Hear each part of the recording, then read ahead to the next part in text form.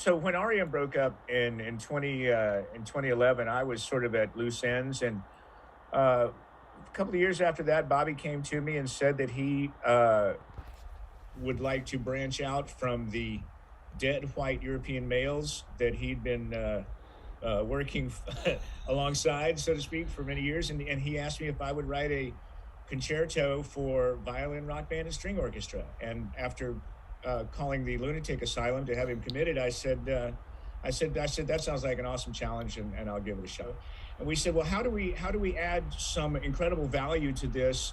And we brainstormed about what to do, and we came up with the idea of the full night of Georgia music, which incorporated all the songs either about Georgia or by Georgia artists, or in some case both. And after trying to figure out who the best person was to help us make that a realization, we had the magical epiphany of asking Chuck, and Chuck was kind enough to come on board with us, and now it's become this beautiful project that incorporates two virtuosi playing some of the most beautiful music I think ever made, and we've got this wonderful project. For me, let me just speak up and say it was a hell of a challenge. It was a brilliant idea, I thought, that Mike, I think, and Bobby together had, and putting the list together of the songs. I talked to Bobby on the phone the other day, and he said, I'm putting in 4 hours a day. And I said, oh my God, I better step my thing up. One of the ideas of doing this is to see, can we take it further? And if so, when and how? So it's going to be a really neat exercise to do this and do it in our backyard. We played a night of Georgia music at least 4 times. And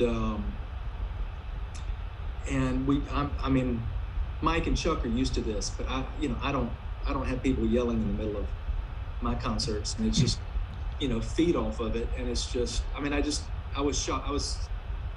I kind of thought it might be something like that, but the combination, I think, of the music, the players, the arrangement, really, and Mike's curating. Mike has spaced out the songs, I think, beautifully. They connect with each other really well. So you think you've heard something great, and all of a sudden you're just like blown away by the next song. Yeah, the hard part was figuring out what to leave out.